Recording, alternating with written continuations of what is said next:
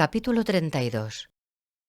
La comunidad de los Dasas, que había abandonado el reino de Kamsa después de encontrarse con Subala, el rey de Gándhara, regresó a su tierra natal en el oeste. Con la cooperación de Subala regresaron de nuevo a Gándhara para establecer escuelas de aprendizaje, reforzándose mediante la enseñanza según la tradición yávana. En la tierra yávana encontraron a 3 profesores que se habían perfeccionado en su sabiduría. Uno de ellos propagaba el Vidya Yávana, la sabiduría yávana. El segundo se encargaba de dividir la sabiduría yávana en ramas. El tercero aprendió la ciencia de la magia. Estos 3 maestros estaban bien versados en las ciencias de la medicina, la demonología, la ciencia del envenenamiento y la de sus antídotos. Eran maestros en demonología que podían realizar pactos con diablos y demonios. Hicieron un pacto con la comunidad de los Dasas. Estos aprovecharon la oportunidad de que Subala fomentara las escuelas yávana y junto con la comunidad Dasa, los 3 maestros establecieron con gran rapidez nuevas escuelas de aprendizaje en las fronteras del noroeste de India, es decir, en Gándhara. Incluso trajeron a 2 profesores procedentes del país de los Romakas, la antigua Roma. Esos 2 profesores estaban bien versados en la ciencia de la lujuria y en promover la profesión de la prostitución.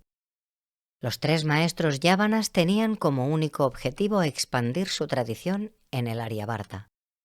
Utilizaron las ciencias de los profesores romakas con la vista puesta en debilitar la juventud de Aryabharta, haciendo que se involucraran en actividades libidinosas. Los profesores yávanas prepararon un plan de acción conjuntamente con los profesores romakas y utilizaron a la comunidad Dasa como medio para entrar en Gándhara, la frontera noroeste de la tierra de Bharata. La tierra de Bharata era una tierra rica por naturaleza. Estaba escasamente poblada y era un lugar generosamente habitable.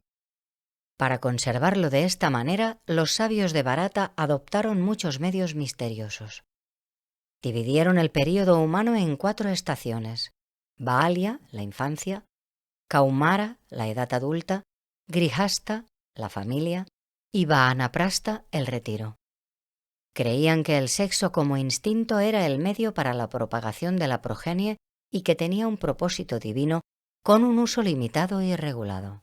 Según ellos, en el plan sexual de la naturaleza había únicamente un propósito limitado, pero divino. Desde su punto de vista, el sexo por el sexo y no para procrear era algo bestial. Limitaron también la actividad del sexo únicamente a la estación humana denominada Grihasta. Incluso en eso promovieron metas tan nobles como la monogamia. Según los sabios videntes, la pareja es ideal para llevar a cabo rituales, veneraciones, contemplaciones y meditaciones. Explicaron que la asociación hombre-mujer y el compañerismo son en sí mismo una bendición y únicamente ha de utilizarse el instinto del sexo cuando se precisa procrear. Incluso según ellos, engendrar la progenie es un ritual sagrado. Consecuentemente, los habitantes vivían pacíficamente en medio de la abundante naturaleza. Ya desde los tiempos del Vaivasvata Manu se iniciaron aldeas modeladas según el ambiente asrámico. Los pueblos se hicieron autosuficientes, eliminando la necesidad de centralizar la alimentación, la salud y la educación. No existía la dependencia federal, central o regional. Cada pueblo consistía en un apropiado número de seres humanos y animales. Tenían sus profesores y curadores. Los pueblos se inclinaron por las viviendas. En el plan de cada pueblo, las gentes eran educadas de forma natural en varias profesiones mediante la tradición familiar. El nivel de educación era alto y no había necesidad de alfabetización. Podían experimentar los ríos, las montañas y los bosques con una mayor comprensión y con la correspondiente libertad. Bebían las aguas de los ríos y de los arroyos, comían las frutas, se alimentaban con leche de vaca y con los cereales y los vegetales de la tierra. Podían vivir en abundancia dando plenitud a la vida cuádruple en sintonía con la naturaleza. Nunca sintieron la necesidad de ahorrar. El sistema monetario apenas era operativo. La riqueza natural era suficiente no solo para los humanos, sino también para los animales y los pájaros. De la forma y medios ya mencionados, la tierra de Bharata era una tierra donde prevalecía la ley natural. Se le consideraba un lugar lleno de bendición donde vivir. No había manera de alterar el modo de vida propagado por los sabios videntes de la tierra. La gente era fuerte no solo en conocimiento, sino también en el arte de la autodefensa. No había manera de que otras tradiciones la rompieran y que otras nacionalidades la allanaran a menos que se debilitara la ley a través de otros medios. Los nativos de la tierra no permitían la promoción de ninguna teología que fuera contraria a la ley de la naturaleza enunciada por los sabios videntes. A menos que se rompiera la ley, no se les podía debilitar. A menos que se les debilitara, no había posibilidad alguna de reglas extranjeras. El reino de Gándhara en la frontera noroeste abrió el camino al permitir el establecimiento de escuelas de aprendizaje relativas al Vidya Yavana. En el plan de los maestros yávanas, el rey Subala era el primer peón en ser plenamente explotado. Los jóvenes de la tierra tenían que ser capturados para ser formados en las escuelas yávanas. Los jóvenes formados tenían que situarse en niveles elevados de enseñanza. A través de ellos la sabiduría yávana podía propagarse rápidamente. Los nativos de la tierra eran como ovejas, eran buenos seguidores.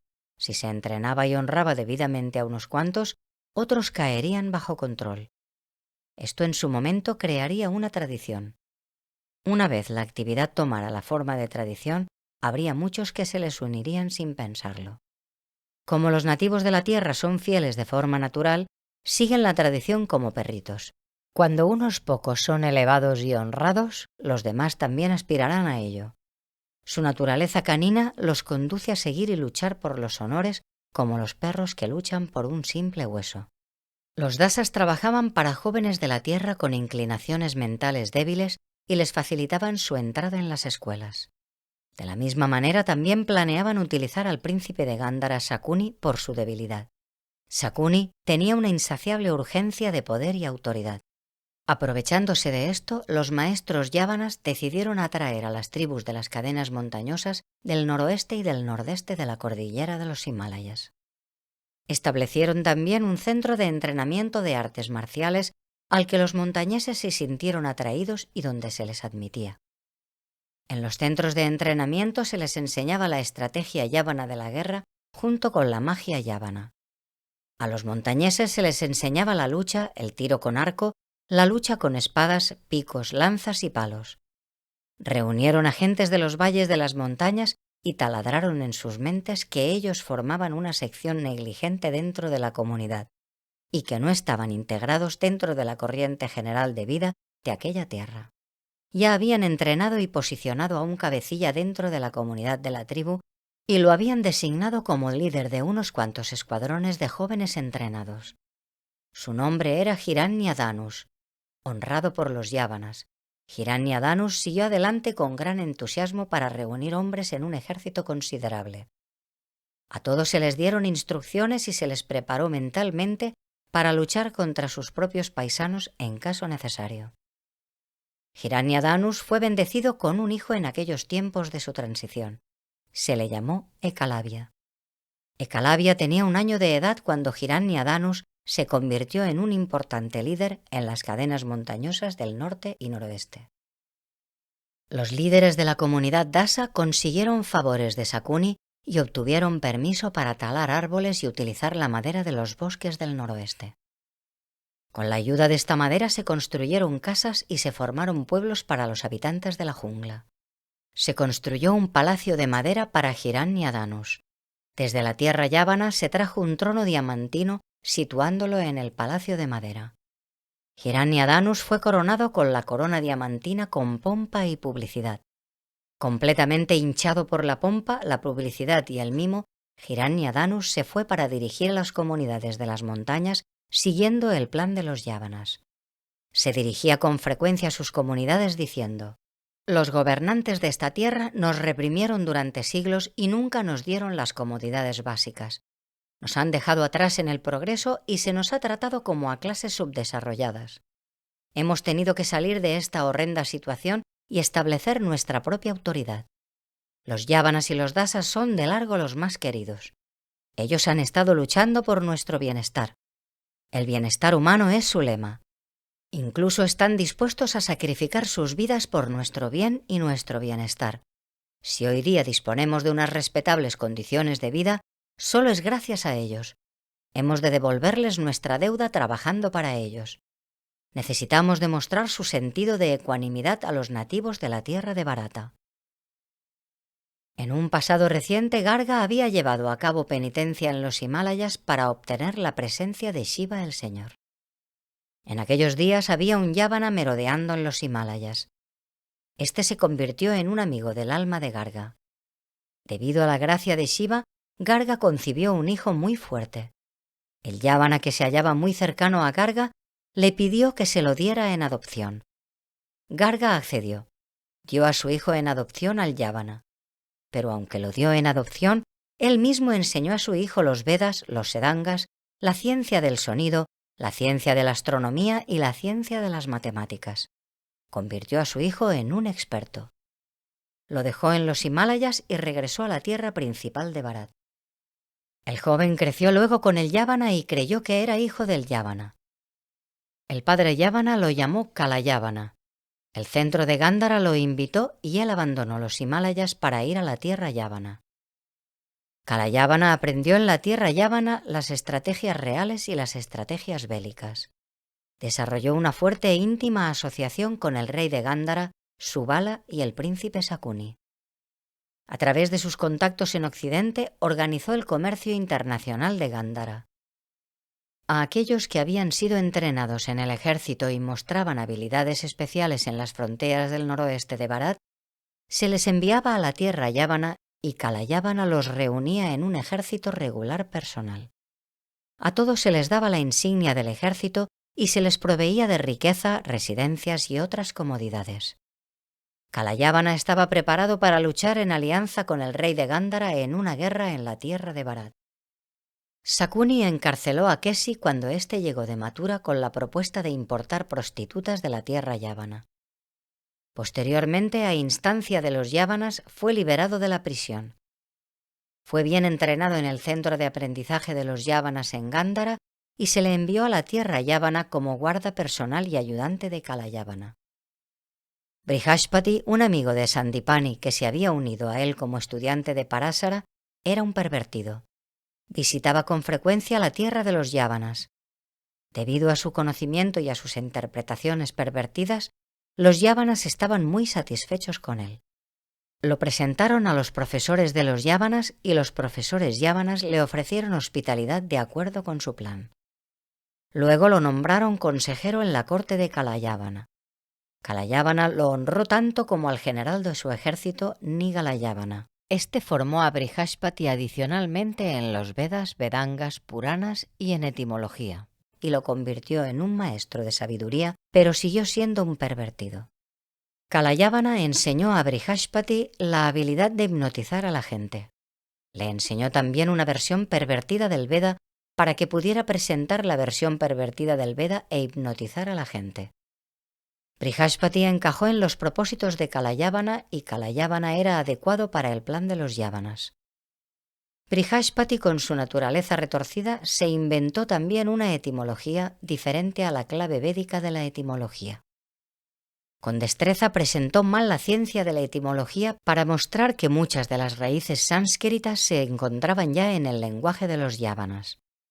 Preparó escrituras que afirmaban que los Vedas fueron el resultado de la sabiduría de los yávanas, que éstos los habían entregado a Bharat cuando los primeros ocuparon las tierras de Bharat en los yugas anteriores. Afirmó también en las escrituras que los habitantes del sur de Bharat, por debajo de la cordillera Vindhya, eran todas tribus y que cuando los yávanas ocuparon el norte de Bharat, entregaron su civilización, la cual es conocida como la ley védica.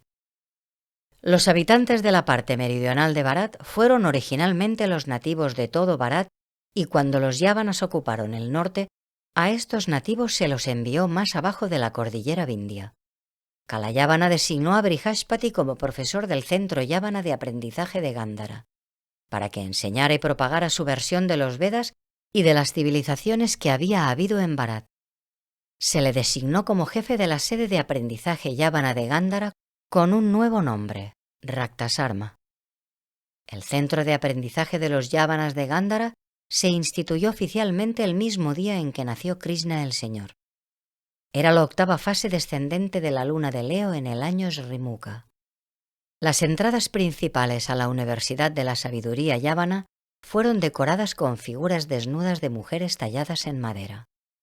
El edificio principal de aprendizaje era también de madera y se componía de 4 pisos.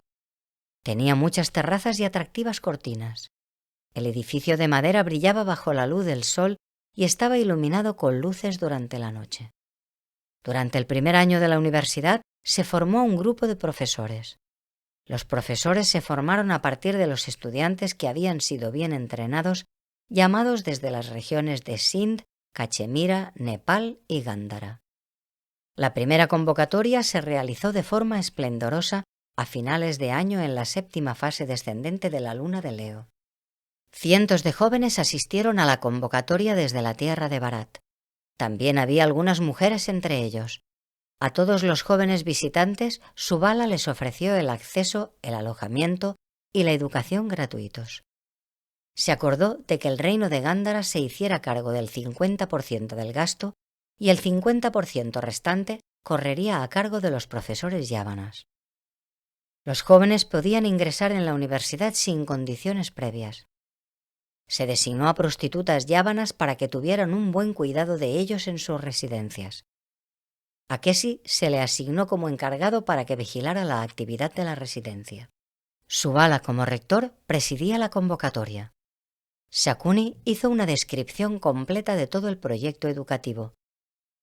Raktasarma leyó en voz alta algunas de las citas de sus pervertidas escrituras. La civilización védica fue importada a la tierra de Bharat desde la tierra de los yávanas. La palabra Veda no pertenece al sánscrito. De hecho, el sánscrito no es el idioma nacional de Bharat. En el Veda existen 2 términos, arios y dasyas. Arios significa los respetables yávanas. Estos conquistaron a las tribus nativas de la tierra de Bharat. A las tribus nativas conquistadas se les llama dasyas. Dasyas significa esclavos. La mayoría de ellos hoy día viven al sur de la cadena montañosa de los Vindhya. Las guerras entre los del sur y los del norte se produjeron debido a estas diferencias raciales. Dichas guerras fueron ya descritas en los Vedas como la guerra entre lo divino y lo diabólico. Los divinos son los de tez blanca, los diabólicos son de tez oscura. Se dice que la raíz del término Veda es vid, y ese vid significa conocimiento. Esto es una explicación artificial. En el lenguaje de los dasyas, vid significa brotar. Como el conocimiento germina, los dasyas utilizaron la palabra Veda. La raíz del Veda se encuentra en el lenguaje nativo de los dasyas que no forma parte del sánscrito. Tenéis que aprender estas revelaciones con respecto al conocimiento. Hay muchas más de esas revelaciones. Podéis ingresar en esta universidad de aprendizaje, investigar las escrituras sagradas védicas y comprobar la verdad por vosotros mismos. Esta universidad se ha establecido únicamente por amor a la enseñanza y para experimentar el conocimiento puro. Esta es una gran oportunidad que se os ofrece. El objetivo y la meta de la universidad es el bienestar mundial. Estas pocas frases no son sino fragmentos introductorios que he escrito para el glosario de términos védicos. Para los investigadores, esta escritura es un kalpavrikshamu, que significa el árbol divino que cumple el deseo.